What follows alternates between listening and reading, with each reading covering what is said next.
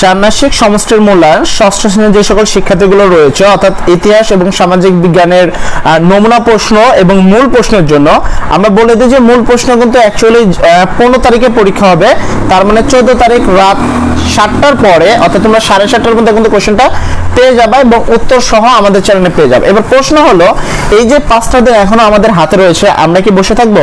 দেখো বসে থাকলে কিন্তু তোমাদের পড়া হবে না। তো আমাদের আজকের এই ভিডিওতে তোমাদের একটি নমুনা প্রশ্ন এবং কি কি পড়তে হবে, পরীক্ষায় কি কি আসবে এই বিষয়গুলো নিয়ে কিন্তু আলোচনা করবো। তো তোমাদের পরীক্ষা হবে 15 তারিখ সোমবারে, তো ষষ্ঠ শ্রেণীর পরীক্ষা হবে 15 তারিখ সোমবারে। এখানে তোমরা কি কি পড়বা, কি কি বিষয় নিয়ে তোমাদের পরীক্ষা আসবে, ঠিক আছে, এই বিষয়গুলো কিন্তু তোমাদেরকে আজকের ভিডিওতে দেখাবো। আমাদের আরো একটি চ্যানেল অবন এন্টারটেইনমেন্ট, যেখানে আপনাদের জন্য 3টি ফানি ভিডিও আপলোড করা হয়েছে। মুরগির দুধ খেলে বুদ্ধি বাড়ে, মিশন আন্ডারপ্যান্ট এবং লোডশেডিং। ভিডিওগুলো দেখে চ্যানেলটিকে সাবস্ক্রাইব করে আমাদের পাশে থাকবেন। ভিডিওর লিংক ডেসক্রিপশন এবং ফার্স্ট কমেন্টে রয়েছে। কি কি তোমরা পড়বা, পরীক্ষায় কি কি আসবে এবং কিভাবে তোমরা এই বইটা পড়বা, তো আজকের এই ভিডিওতে তোমাদের কিন্তু এই টপিকটা নিয়ে আলোচনা করব এবং একটি মূল্যায়ন প্রশ্ন দেখাবো এবং তোমাদের জন্য অনেক অনেক ইম্পর্টেন্ট কিছু কোশ্চেন দেখাবো, যা করলে আশা করি তোমাদের 60% কোশ্চেন কিন্তু কমন পড়বে। কোশ্চেন পাওয়ার সাথে সাথে তোমরা এখান থেকে এই ভিডিও থেকে কিন্তু অর্ধেকের বেশি উত্তর পেয়ে যাবা। চলো বেশি কথা না বলে ভিডিও শুরু করা যাক।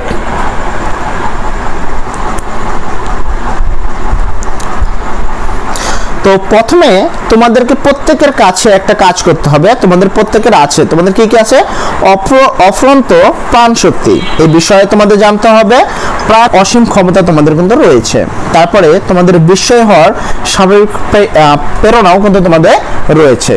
তো এই যে টপিকগুলো তোমাদের রয়েছে এগুলোর উপরে কিন্তু কোশ্চেন আসবে। তো কিভাবে কোশ্চেন আসবে চলো আমরা এই বিষয়টা দেখে নিই। ব্যক্তিগত আত্মপরিচয় ছকে লিখতে হবে, তোমাদের নিজের যে পরিচয়টা রয়েছে সেটা কিন্তু তোমাদেরকে ছকে লিখতে হবে। অর্থাৎ তোমার পরিবারে কয়জন আছে, তোমরা কি করো, তোমাদের মাসিক আয় কেমন, তোমরা কি মানে তোমাদের পরিবারের যাবতীয় ডিটেলস, তোমরা ভাই বোন কত, এই সকল ডিটেলসটা কিন্তু তোমাদেরকে একটা ছকে লিখতে হবে। 2 নম্বর যে প্রশ্নটা আসবে, একটি নাগরিক ক্লাব গঠন করতে হবে, মানে তোমাদের একটা দলগতভাবে একটি নাগরিক ক্লাব গঠন করতে হবে। নাগরিক হিসেবে আমরা কি কি দায়িত্ব এবং কর্তব্য রয়েছে সেগুলো তোমাদেরকে লিখতে হবে, মানে আমরা যে দেশের একটা নাগরিক তার জন্য আমাদের কি কি দায়িত্ব এবং কর্তব্য রয়েছে তা তোমাদেরকে লিখতে হবে। সুনাগরিক হওয়ার জন্য কি কি গুণ আয়ত্ত করতে হবে এই বিষয়টা তোমাদের লিখতে হবে, যে আমরা দেশের সুনাগরিক হওয়ার জন্য, দেখো নাগরিক আর সুনাগরিক কথা কিন্তু এক নয়, তো দেশের সুনাগরিক হওয়ার জন্য আমাদের আসলে কি কি গুণ থাকা দরকার সেই কটা গুণ তোমাদের পয়েন্ট আকারে লিখতে হবে। তারপর যদি আমরা 3 নম্বর লক্ষ্য করি, উল্লেখিত ইউনিয়ন পরিষদ গঠনের আলোকে তোমার নাগরিক ক্লাব গঠন করতে হবে। অর্থাৎ আমাদের যে ইউনিয়ন পরিষদ রয়েছে সেই ইউনিয়ন পরিষদের আলোকে আমাদেরকে নাগরিক ক্লাব গঠন করতে হবে। অর্থাৎ ক্লাব গঠন করতে কি কি দরকার, কত টাকা বাজেট দরকার, কতটুকু, মানে এই ক্লাব গঠন করার জন্য যাবতীয় যে ডিটেলসটা রয়েছে সেই ডিটেলসটা কিন্তু তোমাদেরকে লিখতে হবে। তো অনেকে বলবো ভাই উত্তর কোথায় পাবো, অবশ্যই আমরা উত্তর দিয়ে দিব। তো চলো কথা না বলে একটু ভিডিওটা দেখে নাও।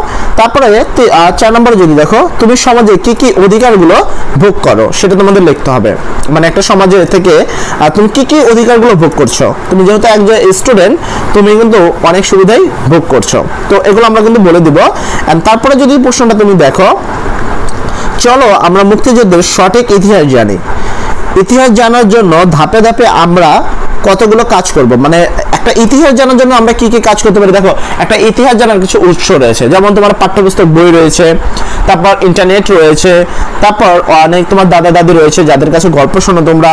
তো এই বিভিন্ন উৎসের সাহায্যে কিন্তু তোমরা এই যে আগের যে ইতিহাসটা রয়েছে সেই ইতিহাসটা কিন্তু জানতে পারো। টপিক হলো তোমাদের আশেপাশে যে সামাজিক পরিবর্তন লক্ষ্য করছো প্রত্যেকের এলাকায় দৃশ্যমান পরিবর্তনগুলো, মানে তুমি তোমার এলাকায় যে দেখো আগে যে তোমার বাড়ি ঘর ছিল এখন কিন্তু তেমন বাড়ি ঘর নেই, তোমার আগে যতগুলো গাছ ছিল এখন কিন্তু ঠিক ততগুলো গাছ নেই, হয়তোবা কম বা হয়তোবা বেশি হয়েছে। তো এই যে তোমার আশেপাশে যে পরিবর্তন সেই পরিবর্তনগুলোকে তোমাদেরকে লিখতে হবে, ঠিক আছে। তারপরে যে পরবর্তী প্রশ্ন হলো, আমাদের অতীতের ইতিহাস খুঁজে বের করে বিভিন্ন সভ্যতা এবং বিপ্লব সম্পর্কে ধারণা লাভ করি। অর্থাৎ আমাদের যে ইতিহাস রয়েছে, বিপ্লব সমাজ রয়েছে, তারপর মোগল সম্রাট রয়েছে, তোমাদের বইয়ে দেখবা মহর্ষি নামে একটা পয়েন্ট রয়েছে, ঠিক আছে, মহর্ষি মানুষ। তো মহান মহর্ষি মানুষগুলোর বিষয়ে যে একটু পড়ে নিবা, যেমন শেখ মুজিবুর রহমান রয়েছে ওনার বিষয় একটু পড়ে নিবা, এই ক্ষেত্রে কোশ্চেন আসার চান্সেস কিন্তু একটু বেশি থাকে। তো এই শেখ মুজিবুর রহমান, এছাড়াও তোমার দু একটা মহর্ষিগণ রয়েছে, যেমন জীবনানন্দ দাশ, কাজী নজরুল ইসলাম, দেখবো তোমাদের বইয়ে রয়েছে হয়তো 3 থেকে 5 পেজের মধ্যে। তো একটুখানি তোমরা ওখান থেকে পড়ে নিবা, এবং এই টপিকের উপরে কোশ্চেন আসার চান্সেস কিন্তু অনেক বেশি। এছাড়াও ওই দিন সকালে তোমরা কিন্তু আমাদের থেকে কোশ্চেন পেয়ে যাবা, তাই এটা নিয়ে তোমাদের কোনো চিন্তা করার দরকার নেই। 7টা থেকে 7:30টার মধ্যে কোশ্চেন দিয়ে দিব। অ্যান্ড সর্বোপরি কথা, উত্তরটা দিতে একটু সময় লাগে, আমরা চেষ্টা করবো 8টার মধ্যে উত্তর দিতে, ঠিক আছে? তো চলো আমরা নমুনা প্রশ্নগুলো দেখে নিই এবং উত্তরগুলো দেখবো অবশ্যই। তো আমাদের এই ছিল প্রশ্ন, আরো কিছু প্রশ্ন রয়েছে, তারপরে আমরা উত্তর দেখব। তোমাদের কিছু কাজ করতে হবে। চলো আমরা বিজ্ঞানের চোখে আশেপাশে দেখি, মানে আমাদের বিজ্ঞান চোখে আশেপাশে দেখতে হবে। যেমন ধরো আমরা আশেপাশে যদি দেখি তাহলে কিন্তু যেমন বাতাস দেখি, যেটা বিজ্ঞানের চোখে যদি দেখি সেটা কিন্তু বাতাস নয়, সেটা কিন্তু কি অক্সিজেন। অক্সিজেনের তোমার সেক্ষেত্রে সংজ্ঞা হয় কি O2। তো এরকম বিজ্ঞানগতভাবে দেখে তোমাদেরকে কিছু উত্তর লিখতে হবে। দলগতভাবে কাজ করি। ভূগোলের পরিবেশের উপাদান আমাদের সমাজ ও সংস্কৃতির উপর বিজ্ঞানের পরিবেশ, অর্থাৎ আমাদের এই কয়টা টপিক পড়তে হবে। প্রথমে আমাদের বিজ্ঞানের চোখের পরিবেশ দেখতে হবে, ভূগোলের পরিবেশন করতে হবে, মানে আমাদের কোন কোন এরিয়াতে, তারপর সমাজ এবং সংস্কৃতির উপর বিজ্ঞানের যে পরিবেশটা প্রভাব রয়েছে সে বিষয়ে লিখতে হবে। আমাদের এলাকায় মানুষের পেশার সাথে পরিবেশের সম্পৃক্ততা লিখতে হবে, মানে কোন ধরনের মানুষ কি ধরনের পেশায় সংযুক্ত রয়েছে তাদের কিন্তু এই টপিকগুলো তোমাদেরকে অনেক ইম্পর্টেন্ট সহকারে লিখতে হবে।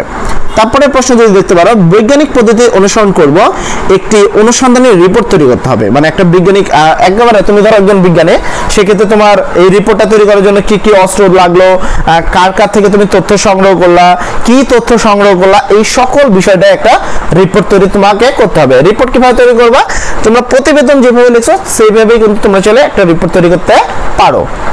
এন্ড দেন যদি এটা দেখো, তার পরবর্তী কোশ্চেন হলো তোমার আশেপাশে কোনো একটি সম্প্রদায়ের কথা তুমি জেনেছো, যেমন কামার, কুমার, জেলে ইত্যাদি। তো এরকম সম্প্রদায় রয়েছে যারা বিভিন্ন কাজ করে থাকে, মুদির দোকানদার, ডাক্তার, এরকম, ঠিক আছে? তাদের জীবনযাত্রার আলোকে তোমাদের জীবনযাত্রা কি পার্থক্য রয়েছে, মানে একজন কামার বা কুমার বা জেলে থেকে তোমার জীবনযাত্রা কি পার্থক্য রয়েছে সে বিষয়টা লিখতে হবে। অবশ্যই তাদের থেকে তোমরা অনেক ভালো আছো। অনুসন্ধানের রিপোর্ট তৈরি করতে হবে, সেম ভাবে এদের নিয়ে একটা প্রতিবেদন তৈরি করতে হবে।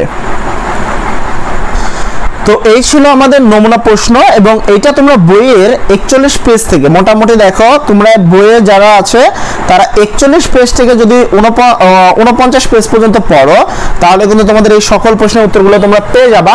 এছাড়াও আমরা অতি অল্পের মধ্যে এইটার উত্তরও আপলোড দিয়ে দেবো। আর সর্বোপরি কথা বলি, যারা একবারে ফুল কোশ্চেনের জন্য অপেক্ষায় রয়েছে তাদেরকে অবশ্যই কোশ্চেন দেওয়া হবে, কোনো সমস্যা নাই। তোমরা 7টা থেকে 7:30টার মধ্যে ঢুকলেই আমাদের এই চ্যানেলে সর্বপ্রথম কোশ্চেনটা পেয়ে যাবা, উত্তরও অনেক তাড়াতাড়ি পাবা।